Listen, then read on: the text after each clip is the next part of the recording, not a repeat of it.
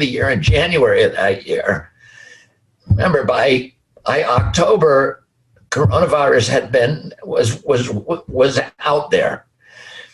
In January of that year, the WHO says that vaccine hesitancy is one of the 10 greatest threats to humanity. There's no science behind this. It's just Gates, using them as a sock puppet. 3 months later, Adam Schiff comes out, writes a letter to all of the social media companies saying, we want you to start censoring any information about vaccine hesitancy. And then in October, Gates has the fifth of a series of simulations, which is called Event 201, but it's one of many. And they bring in military people, CIA intelligence people, pharmaceutical people. The head guy at Johnson was at that one. Media people from the social media and from the public relations, and they do a drill about how to use a pandemic to impose totalitarian controls, masking, lockdown, forced lockdowns, how to basically shatter a society. It's all these psychological warfare techniques that were developed by the CIA. How do you cause chaos in a society? How do you create total demoralization? How do you paralyze a society so they will beg for a powerful leader? How do you impose essentially Stockholm syndrome, where the hostages put the entire society under house arrest and then induce this kind of dependence and a gratitude towards your captors, where you believe that the only thing that can save you is if you obey, if you do what you're told, if you take the vaccine.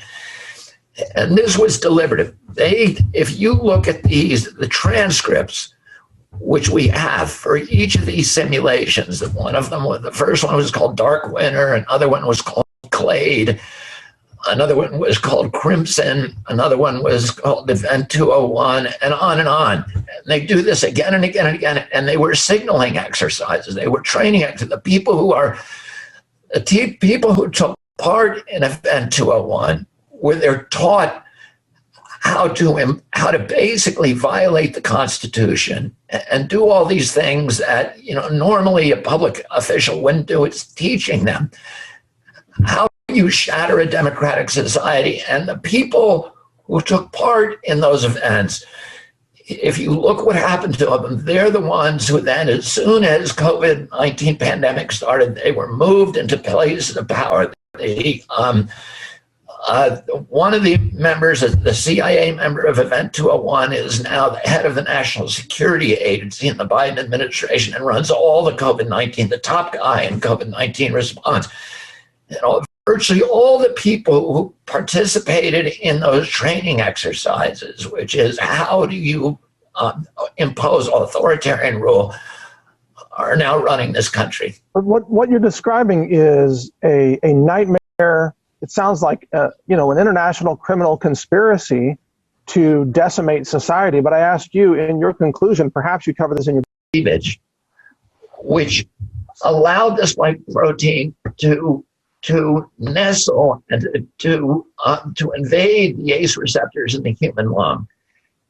And there's no intermediate evolutionary process by which that could have happened. It had to be inserted. And everybody said that from the beginning, including Tony Fauci's own people. They said this is engineered.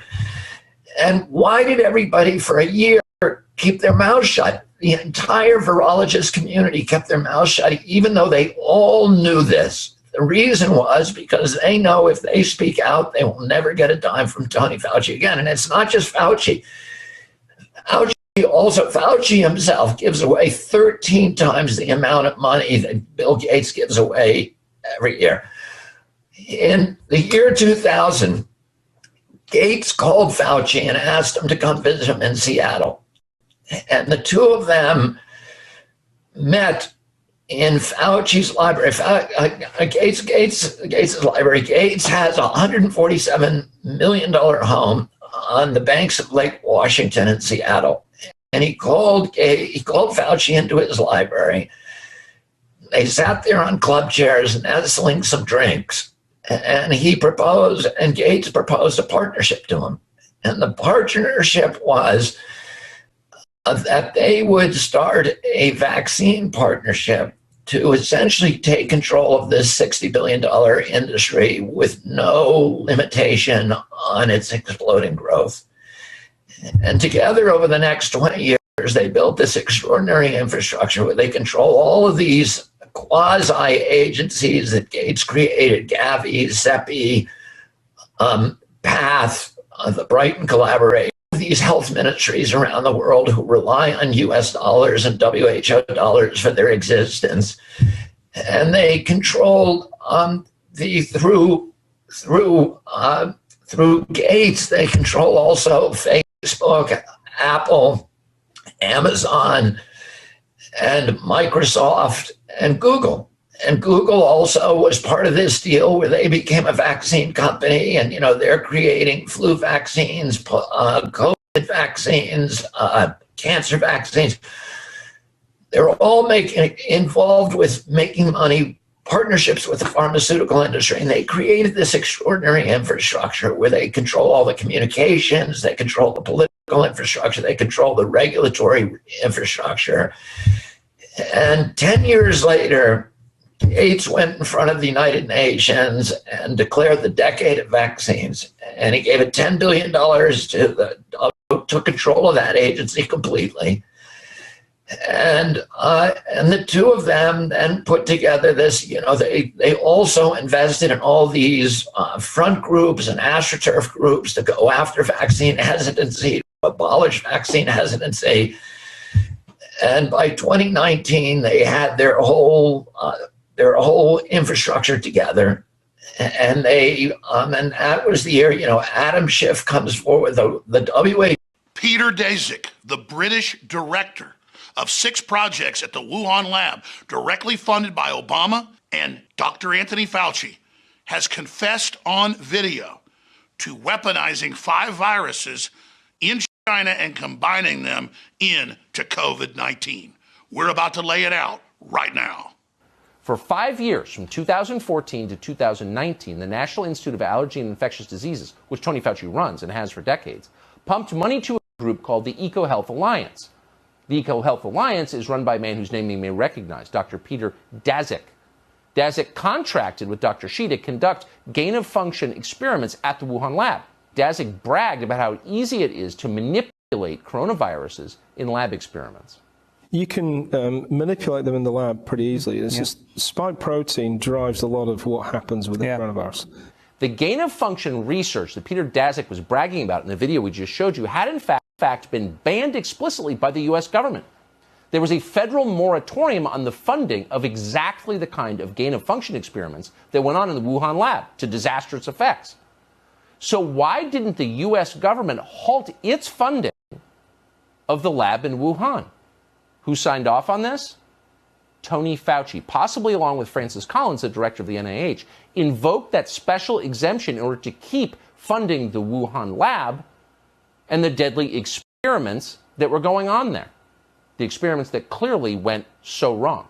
This wouldn't have happened if Tony Fauci didn't allow it to happen. That is clear. It's an amazing story. It is a shocking story. In a functional country, there would be a criminal investigation currently underway into Tony Fauci's role in the COVID pandemic that has killed millions and halted our country and changed it forever. So why isn't there a criminal investigation? These are diverse coronaviruses, and you can't vaccinate against them. There are no antivirals. What do we do? Well, so I think that coronaviruses are pretty good. I mean, you're a virologist, you know all this stuff, but you can manipulate them in the lab easily. It's just spike protein drives a lot of what happens with the coronavirus, zoonotic risk. So you can get the sequence, you can build the protein, and we work with Ralph Barrick at UNC to do this. Insert it into a backbone of another virus and do some work in the lab. So you can get more predictive when you find a sequence. You've got this diversity. Now, the logical progression for vaccines is if you're going to develop a vaccine for SARS, people are going to use pandemic SARS. Yeah, sure. But let's try and insert some of these other related and get a better vaccine. And I guess also knowledge of what's there. If you see something. Do you still support funding of the NIH funding of the lab in Wuhan? Senator Paul, with all due respect, you are entirely and completely incorrect that the NIH has not ever and does not now fund gain-of-function research in the Wuhan Institute Do they fund of Dr. Virology. Barrick? We do not fund. Do you fund Dr. Barrick's gain-of-function research? Dr. Barrett does not doing gain-of-function research, and if it is, it's according to the guidelines, and it is being conducted in North Carolina, not You don't think in inserting China. a bat virus spike protein that he got from the Wuhan Institute into the SARS virus is gain of function? That is You would not- be in the minority because at least 200 scientists have signed a statement from the Cambridge Working Group saying that it is gain of function. Actually among honest people. But Tony Fauci claimed it wasn't true. He lied. Why would he do that? Well, here's one reason. The emails show that Tony Fauci speaks regularly to Bill Gates. That's odd. Bill Gates is not a doctor. Bill Gates is not a scientist. Bill Gates is a very rich man who made billions making mediocre software for office computers. So why would Tony Fauci be in such regular contact with Bill Gates? The term Bill Gates comes up more than 24 times when you search the Fauci emails. Has Bill Gates profited in any way from Tony Fauci's COVID guidance? That would definitely be worth knowing immediately. And yet we don't know. Our media don't seem interested in finding out. In fact, there will be a surprise outbreak. Given, as you heard from the introduction, that I have been around for a while and have had the opportunity and the privilege and the pleasure of serving in 5 administrations, I thought I would bring that perspective to the topic today, is the issue of pandemic preparedness. And if there's one message that I want to leave with you today, based on my experience, and you'll see that in a moment, is that there is no question that there will be a challenge to the coming administration in the arena of infectious diseases, both chronic infectious diseases in the sense of already ongoing disease, and we have certainly a large burden of that, but also there will be a surprise outbreak. And I hope by the end of my